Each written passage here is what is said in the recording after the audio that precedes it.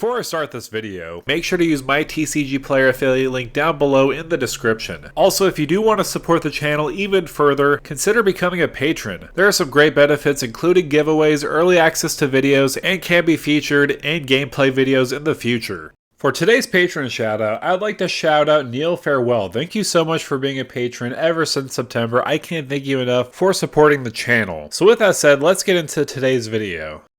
Hey, what's going on YouTube? This is Devin coming back at you with another video today on Pub Stomp MTG, and in this video today I wanted to go over another commander that was spoiled for murders at Karlov Manor. And the commander I am referring to is Krenko, Baron of 10th Street. So this is the third iteration of Krenko, and I feel like honestly, a lot of people aren't giving this a great shot because I feel like it's super powerful and can be a win con in the command zone. Before diving into some of the cards that I'm going to be mentioning today, let's first talk about what he does. So for 2 and a red, he's a legendary creature goblin. He has haste and you can tap him to sacrifice an artifact. You put a 1/1 counter on each goblin you control. Also, he does read whenever an artifact is put into a graveyard from the battlefield, you may pay 1 red mana. If you do, you create a 1/1 red goblin creature token. It gains haste until end of turn. Plus, he does have a 3/3 body, so for 3 mana, haste 3/3 isn't bad by itself. So there are a couple things to note before I dive into the deck. For one, I didn't realize when reading this card, whenever an artifact is put into a graveyard from the battlefield, this does mean any battlefield, whether it's your opponent's battlefield or your own battlefield. This ability will typically trigger so that you can pay 1 so that you can put a goblin on the battlefield with haste. Plus, of course, it does have that built-in ability to sacrifice an artifact so that artifact can go to the graveyard, and you put a 1/1 counter on each goblin. Also, the way the stack will work is when you do sacrifice an artifact with Krenko's ability, the ability of paying 1 red mana to make a goblin token on the battlefield will resolve first if you do pay for it. Then later on, you can put a 1/1 counter on each goblin you control,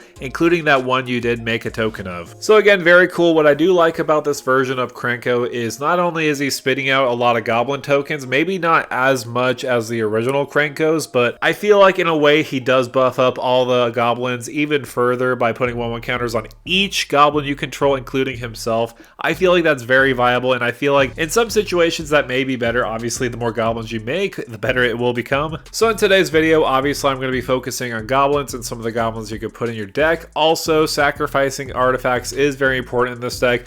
Most likely you're going to be putting a lot of treasure enablers so that when you sacrifice that treasure for a red mana, you can just immediately pay for it so that you can put a goblin on the battlefield. I will be quite honest though, I have never made a goblin deck, or have I never played against a goblin deck, so this is kind of a new experience for me dealing with goblins, so bear with me and let me know down below in the comments if there's any other goblins that should be put in this deck. Without further ado, let's get into the deck tech. Was it me? Hell no.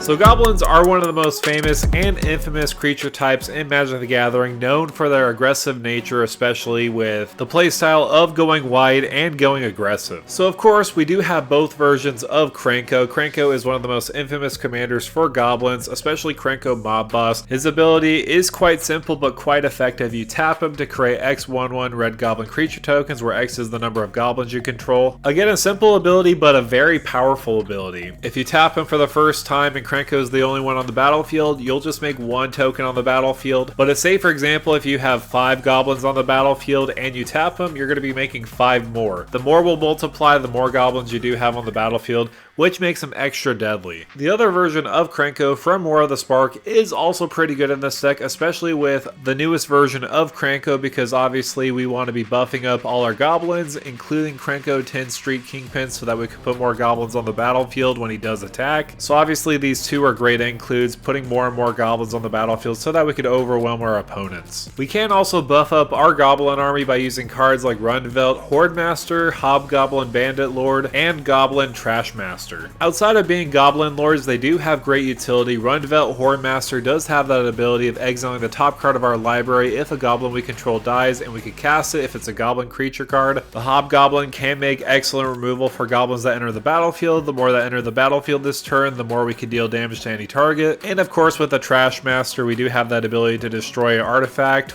all at the cost of sacrificing a tiny little goblin. We could also take advantage of aggressive goblins that buff up our other goblins goblins like Battlecry Goblin, Ardaz Cobbler of War, and Goblin Chieftain. Battlecry Goblin ensures that we can buff up all our goblins and give them haste, and potentially, depending on how much power we do have on the battlefield, we can make an extra goblin that's swinging. Plus, I do know the new version of Krenko will be extra deadly with Ardaz, because whenever another creature enters the battlefield under your control, that creature gets +2/+0 until end of turn. So all the tokens we do make with Krenko will have haste, and they will get +2/+0, making them 3/1s when we do swing away. And same can be said for Goblin Chieftain. It's just another Anthem ability, and will give all our goblins haste, including Krenko. And obviously Krenko already does have haste. I kind of meant the other versions of Krenko. So hold on to your butts, we could add more goblins to the battlefield by using cards like Squee, Dubious Monarch, and Legion Warboss. Essentially, when you go to combat, when Squee does attack, you make another additional goblin creature token that's tapped and attacking. Same with Legion Warboss. It does have that mentor ability,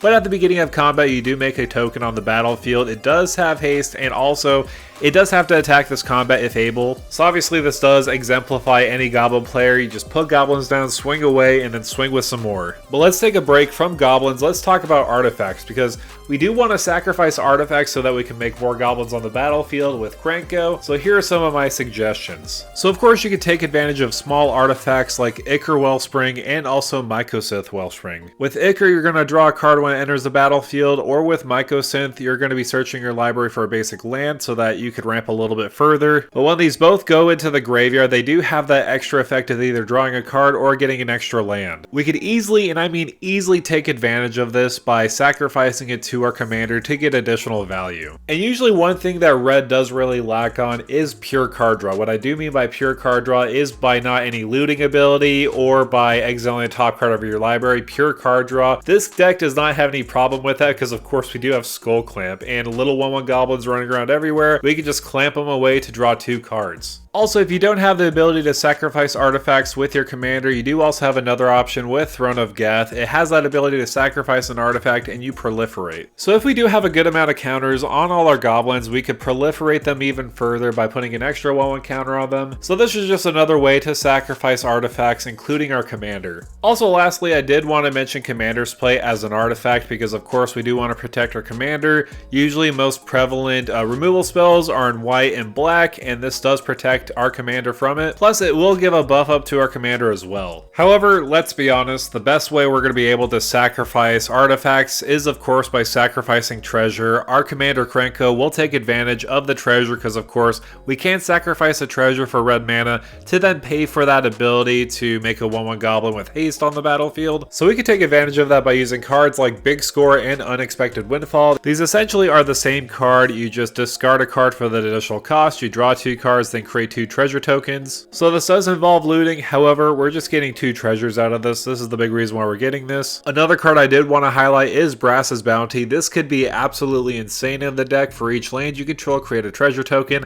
I know technically with mono red we don't get a lot of lands on the battlefield compared to green decks, but I do feel like this can be pretty impactful. You could also take advantage of Spiteful Banditry. I feel like this is a great board wipe. We might destroy some of our goblins, but that's not a big deal because we could get incidental value by making treasure tokens. The downside is the fact that you only make 1 treasure token whenever 1 or more creatures your opponents die, and this ability only triggers once. But again, it's very versatile. You could just pay 2 mana to just put it on the battlefield to get incidental treasure. I do also want to mention a very underrated Lord of the Rings card, and that's Mines of Moria. I feel like this should be played a lot more than it should, mainly because of that other ability of paying 3 and a red by tapping it, exiling 3 cards from your graveyard, creating 2 treasure tokens. A lot of people might not like this because it will enter the battlefield tapped if you don't have a legendary creature, but really that shouldn't be a big problem because of course it will give you value later on, especially if you do have a lot of cards in your graveyard. You can just make treasure tokens and go ahead and make more goblins. This is just seriously a terribly underrated card in my opinion that should be in more decks. Maybe not multicolor decks, but more 1 to 2 color decks. One other treasure generator I do want to mention is the Reaver Cleaver. This is an excellent equipment in the deck because of course equipped creature gets +1/+1 and has trample, and when this creature deals combat damage to a player or planeswalker, you make that many treasure tokens. So of course with Krenko, he does put 1/1 counters on himself when we do sacrifice an artifact, so that is a bonus too, but if we do put the Reaver Cleaver on him and we swing away, he will have trample, and so that means we're going to be making a lot of treasure tokens depending on his power, but obviously we could have him at a really big power depending on how much 1/1 counters we put on all our goblins. Next up, however, I do want to talk about cards that will be the best of the best in your deck. And so what I mean by the best of the best is, of course, cards that will help you with advantage or that could win you the game. So the first card I do want to mention is obviously Perforos, God of the Forge, the original Goblin Commander, probably one of the best Goblin Commanders out there, even though he's not a Goblin himself. To be fair, he was made for Goblins with that first ability. Whenever another creature enters the battlefield under your control, you'll deal 2 damage to each opponent. That's right, each opponent. So if you don't win off of that first ability, he does have a backup ability just in case if you need a push for a little bit more damage. You could pay into that second ability as many times as you'd like, depending on how much mana, of course, you do have. So you can pay 2 and a red. Creatures you control get +1/+0 until end of turn. Obviously, the more goblins you do have on the battlefield, the better this ability will become. So this is obviously a great card to add to this list, no question about it. Another excellent include I did want to mention is Moria Marauder. So for 2 mana, it does have double strike, and whenever a goblin or orc, you're not really dealing with orcs, you control deal combat damage to a player, exile the top card of your library. You may play that card this turn. So 2 reasons why this is very good. Obviously, we're pumping up our whole entire team with 1/1 counters, and the more 1/1 counters that we put on Moria Marauder, the extra deadly it will become because it does have double strike. Also, of course, it focuses on whenever a goblin you control deals combat damage. It's any goblin you do have on the battlefield, so you could easily get a lot of card advantage or pseudo card advantage because obviously you're playing the exiled card. But I will say it's not a May ability, so just forewarning, if you swing in with a lot of goblins, you could potentially exile your whole entire deck. Of course, we do also have Goblin Engineer and Goblin Welder that have some great synergies with artifacts. They have the ability to sacrifice an artifact and recur an artifact. However, I think the funniest artifact you can be playing is obviously Treasure Nabber. The reason why I want to focus on this one is because you essentially can steal artifacts from your opponents, then you can sacrifice them with your commander with Krenko's ability. I just knew immediately when I saw the new Krenko spoiled, I just had to add Treasure Nabber in this deck. So it can be quite cheeky, but very powerful nonetheless. I do also want to mention the new card Crime Novelist. This is excellent and honestly a match made in heaven with Krenko. Whenever you sacrifice an artifact, you put a 1/1 counter on Crime Novelist and add a red mana. So say for example you have these 2 on the battlefield, then you decide I'm going to sacrifice an artifact with Krenko's ability. You could stack the triggers where Crime Novelist will resolve first so that you add a red mana, then you could pay that red mana into making a 1/1 red goblin creature token, plus putting a 1/1 counter on Crime Novelist. To be honest, I think they knew what they were doing with this pairing, obviously a great synergy with each other. I did want to bring your attention to a couple other goblins that I feel like would be a great fit in the deck. Of course, a key Battle Squad is excellent, getting extra combats. Your creatures are going to be modified with the 1/1 counters with Krenko. Same can be said for Goro Goro. You could essentially reduce that activated ability to just 2 red mana to pump out a bunch of 5/5 dragons on the battlefield. Plus, if needed, you could just pay 1 red mana to give your creatures haste too. And of course, with Muxus, having that ability to just throw up a bunch of goblins from your deck onto the battlefield, and when it does attack, it will get bigger. So obviously these are all great includes too, no question about it. Just don't throw Dockside Extortionist in your deck. It absolutely has no, and I mean no, synergy with your commander whatsoever. Wink wink. However, the last card I do want to talk about will be a great finisher for your deck, and that's All Will Be One. So the big reason why I do like this in the deck is obviously whenever you put 1 or more counters on a permanent or player, All Will Be One will deal that much damage to target opponent, creature an opponent controls, or planeswalker an opponent controls. So let's go down the rabbit hole of things that could happen with All Will Be One. You have your commander out with 10 total goblins out on the battlefield with All Will Be One. Then you decide, hey, I'm just going to sacrifice an artifact. Then you put a 1/1 counter on all your creatures. And since you have 10 goblins on the battlefield in this scenario, you will put a 1/1 counter on each of those creatures. And then All Will Be One will trigger. And then you can deal 10 damage divided as you choose where you want to deal the damage to. Of course, the more creatures you do have on the battlefield, the more damage you can inflict on your opponents. So I feel like, again, All Will Be One can be potentially a game-winning card in the deck. However, with all that said, that's going to do it for me, guys. Thank you guys so much for coming by and watching this video on Krenko, Baron of Tin Street. Again, I feel like this is a really cool iteration of Krenko. I feel like it's very different, but very similar to the previous Krenkos. It almost feels like, in a way, a mix between them both. Obviously, you do have that sacrifice and artifact theme, so that then you can make a goblin token on the battlefield, which is pretty neat. You buff up all your creatures. So again, a very cool concept, one that I feel like is very interesting for myself. But let me know down below in the comments, what do you think of this version of Krenko? Does it hold up to the other versions of Krenko? Again, let me know down below in the comments. Also, make sure to like, share, and subscribe to the channel. And with that out of the way, thank you for stopping by.